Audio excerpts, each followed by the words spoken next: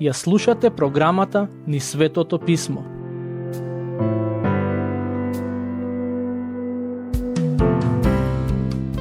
Драги пријатели, денес ќе почнеме со обработка на Евангелието според Лука.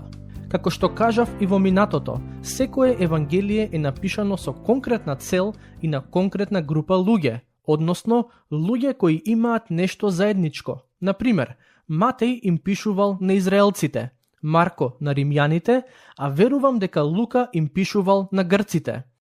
Јас секогаш велам дека Евангелието според Лука е напишано за човекот кој сака длабоко да размислува. Пред да почнеме со читање на Евангелието, сакам да ви дадам една поопширна позадина на истото, бидејќи тоа ќе ви помогне во разбирањето на неговата содржина. Некаде во крајот на 19-тиот век се појави еден бран на скептицизам низ Европа и Британија. Тој скептицизам, покрај другото, беше насочен и кон Светото Писмо. Некои луѓе тргнаа со идејата дека тоа што црквата со векови наназад го поучувала за Исус е невистина и сакаа да ја пронајдат вистината за Исус. Некои од тие луѓе станаа скептици, а други циници. Конкретно во Кембридж постоеше еден брилијантен млад човек кој по убедување беше агностик. Неговата цел беше да докаже дека Светото Писмо не е вистинито. Со оглед на тоа што евангелистот Лука има доста историски начин на пишување, Сер Вилијам Ремзи си помислил дека историчарите често прават грешки и преку книгите на Лука ќе докаже дека во писмото има невистини. Патем, историчарите навистина прават грешки. Господин и господја Вил Дурант многу обемно ја имаат проучено историјата на народите. Конкретно, тие проучувале околу 20 цивилизации кои живееле во период од 4000 години и во период од 40 години имаат напишано неколку томови за светската историја, но сепак во еден од нив напишале: нашето познавање на минатото е несовршено, некогаш и неточно, а можеби и изопачено поради нашите патриотски и религиозни определби. Поголемиот дел од историјата е предпоставка, а останатиот предрасуда. Да се вратиме назад на Сер Вилијам Ремзи, студентот на Кембридж, кој сакал преку извештаите на Лука за патувањата на апостолот Павле да најде грешка во Библијата. За таа цел почнал да се занимава со археологија и патем во мојата канцеларија имам неколку од неговите книги, бидејќи ме интересираше до какви сознанија дошол. Да ја скратам приказната, Вилијам Ремзи дошол до заклучок дека Лука не направил ниту една грешка во тоа што го пишувал. Тоа за Вилијам било доста добар аргумент да го преиспита својот став кон писмото. Доктор Лука го напишал своето Евангелие од две причини. Првата е историската причина, бидејќи тој детално и педантно ги забележал настаните поврзани со животот на Господ Исус. Но има и втора причина, која е многу поважна од првата, а таа е духовната. Неговата цел преку Евангелието е да го представи Господ Исус како совршениот богочовек, како спасител на светот, како Бог отелотворен. Патем, има уште една интересна информација поврзана со доктор Лука. Тој бил единствениот неевреин кој има учество во пишувањето на Светото Писмо. Тој напишал две книги, Евангелието според Лука и книгата Дела апостолски. Сите други автори кои пишувале книги што се наоѓаат во Светото Писмо се со еврејско потекло. Некој можеби ќе рече, како знаеш дека Лука бил неевреин? Ако отворите во глава 4 од посланието до Колосјаните, ќе забележите дека Лука беше близок пријател на апостолот Павле. Во таа глава апостолот набројува дел од неговите соработници, пријатели и познаници. Прво почнува да ги набројува оние со еврејско потекло, а потоа, помеѓу оние со нееврејско потекло, во стих 14 го спомнува и Лука, велејки: Лука, возлюбениот доктор и Дамас ве поздравуваат. Доктор Лука беше еден од оние што го придружуваа Павле во неговите мисиски патувања.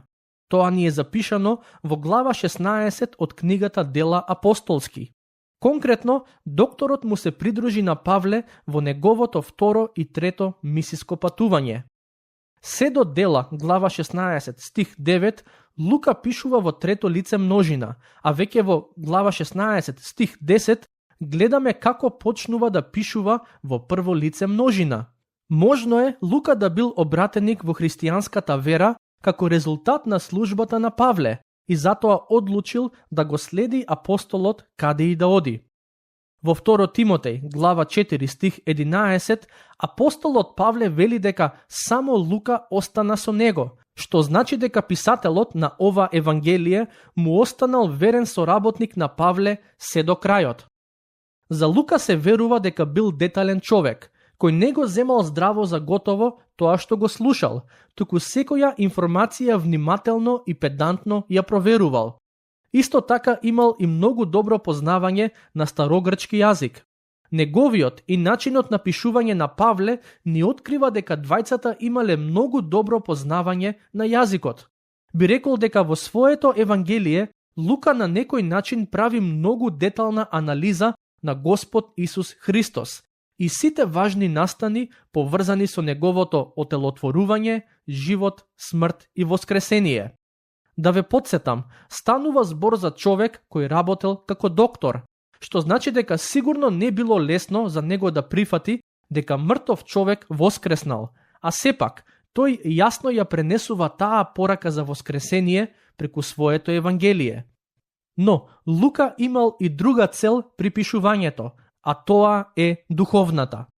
Тој го представува Господ Исус како совршениот Божји син. Во Евангелието според Матеј, Исус е представен како Месија, како цар и откупител. Во Евангелието според Марко е силен победник, вистинскиот владетел на светот. Но во Евангелието според Лука е представен и како првосвештеник, кој е дојден да ни ја покаже својата љубов и милост на сите нам.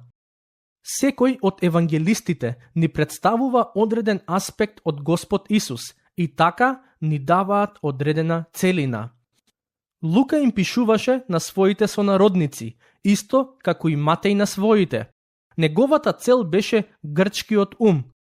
Во 4 век пред Христос, грчката култура беше една од најразвиените во светот. При тоа, таа цивилизација се покажа како водечка во неколку гранки и науки. Помеѓу нив особено значајни биле оние кои имаат способност да размислуваат, односно мислителите. До ден денешен, античката грчка цивилизација е позната по тоа што од неа се произлезени најпознатите филозофи во тоа време.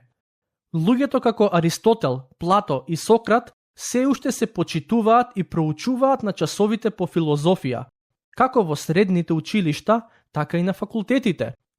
Покрај тоа што античката грчка култура произведе познати филозофи, од неа произлегуваат и познати писатели, како што се Хомер, Еврипид, Софокле и други. Луѓе кои до ден денешен се исто така пример во нивната област на дејствување.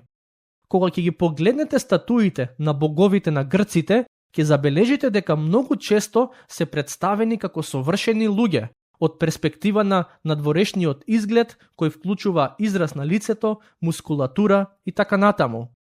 Старогрчката култура и јазик биле познати во многу краишта од светот, и тоа било резултат на војните походи кои тој народ ги преземал. Од перспектива на Светото писмо, особено е важно тоа што уште пред времето на Новиот Завет, оној дел од писмото кој го нарекуваме Стар Завет, бил преведен на старогрчки јазик во градот Александрија во Египет. Не само тоа, туку и Новиот Завет бил напишан на старогрчки јазик. И тоа треба да ни даде до знаење колку широко бил распространет и познат тој јазик во првиот век. Замислете, дури и евреите кои имале свој јазик, пишувале на старогрчки. Што се однесува до религиозниот живот на грците, како и сите други народи, со исклучок на евреите, тие биле многубожци, односно верувале дека постојат многу богови и секој од нив е одговорен за одредена област од животот – вода, воздух, дожд, оган и слично. Иако се сметале себе си за многу религиозни луѓе, интересно е тоа што кога Павле им пишува на христијаните во Ефес, подсетувајќи ги на минатото, тој им вели: во минатото вие бевте незнабожци, немајки надеж во светот. Тоа е запишано во послание до Ефесјаните, глава 2, стих 12. Зошто го велам ова? За да ви дадам до знаење на какви луѓе им пишува Лука. На народ кој себе си се смета за религиозен, но, бидејќи го немаа Христос, тие немаа вистинска надеж. Затоа, преку Евангелието, доктор Лука сака да им ја представи таа надеж. Неговата цел е да го представи Господ Исус како совршениот човек, но некој кој е и многу повеќе од обичен човек.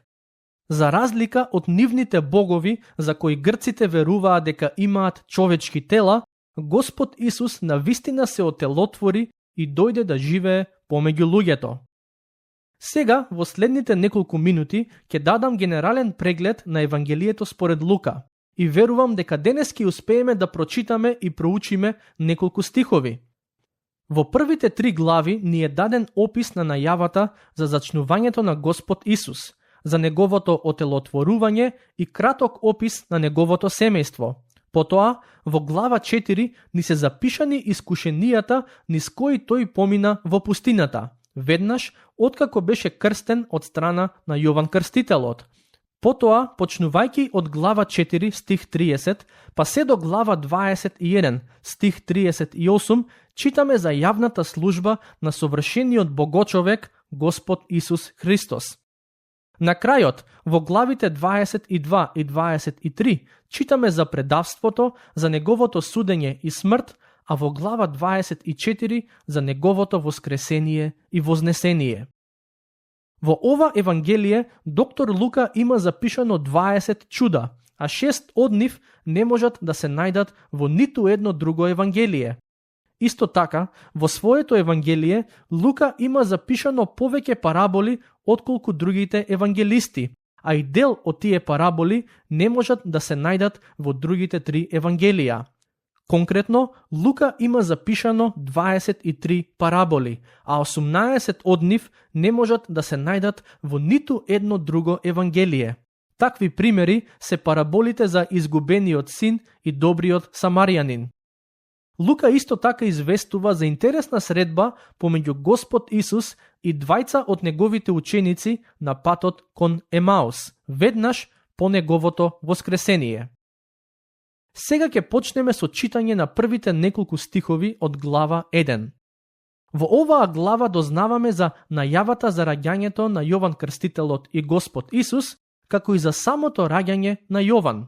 Но, самото ова Евангелие започнува на поинаков начин од другите 3. Како што ќе забележите од првите 4 стихови, кои наскоро ќе ги прочитаме, уште на самиот почеток Лука ни ја дава една од главните цели за пишувањето на Евангелието, а таа е точно и поред да ги опише важните настани поврзани со животот и службата на Господ Исус. Стихови 1 до 4. Бидејќи мнозина се обидоа да пишуваат за настаните што се случија меѓу нас, како што ни ги предадоа оние кои уште од почетокот беа очевидци и служители на Словото. Намислив и јас, откако испитав се од почетокот, да ти опишам точно поред, честити Теофиле, за да ја препознаеш веродостојноста на учењето на кое си се учел. Сакам да нагласам 2 нешта во однос на стиховите кои ги прочитавме, за кои верувам дека се исклучително важни. Забележавте како Лука пишува за луѓе кои биле очевидци и служители. Старогрчкиот збор, преведен како очевидци, е зборот аутоптаи. На старогрчки зборот опсомаи значи да гледа, аутоптаи значи некој да се увери со своји очи. Тоа значи дека при собирањето информации за пишувањето на ова Евангелие, доктор Лука разговарал со луѓе кои со своји очи виделе што Господ Исус направил и сведочеле за тоа. Зошто Лука собирал информации од очевидци? Затоа што самиот тој не бил сведок на голем дел од нештата кои ги има запишано во Евангелието. Тој исто така ги спомнува и оние кои биле служители на Словото.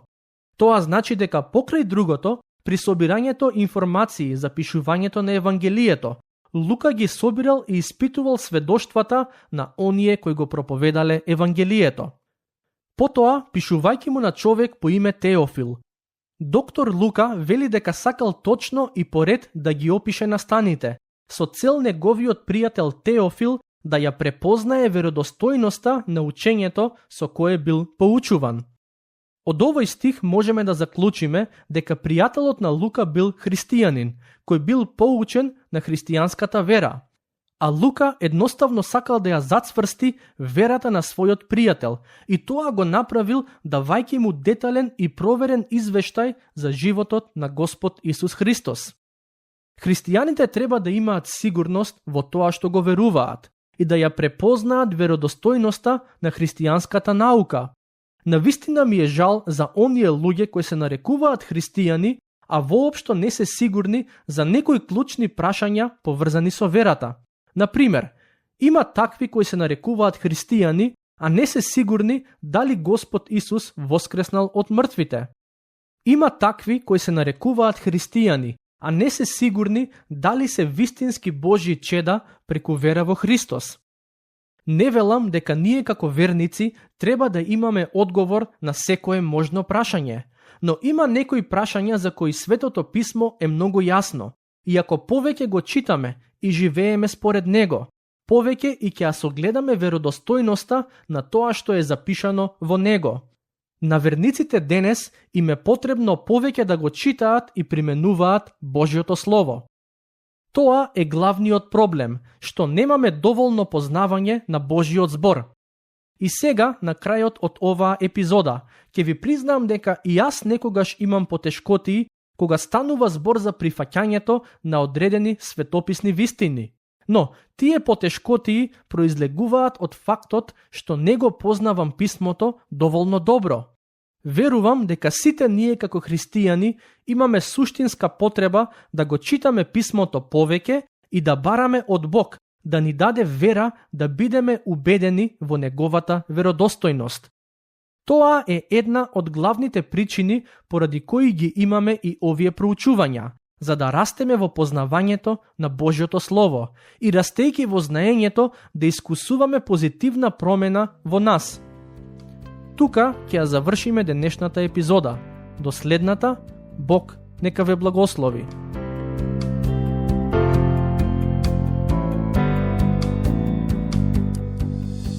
Слушнавте епизода од програмата Низ Светото писмо. Можете да не слушате и преку мобилна апликација на нашиот YouTube канал и на подкаст платформите како што се Apple и Spotify. Ако ви се допаѓаат нашите епизоди, споделете ги и препорачајте ги на вашите пријатели. Бидете слободни да ни оставите свој коментар или да ни пишете на нашата имейл адреса nizsvetotopисmo@gmail.com. Следете ги нашите страни Низ Светото писмо на Facebook и Instagram. Епизодите од оваа серија можете да ги најдете и на нашата веб страна ttb.twr.org.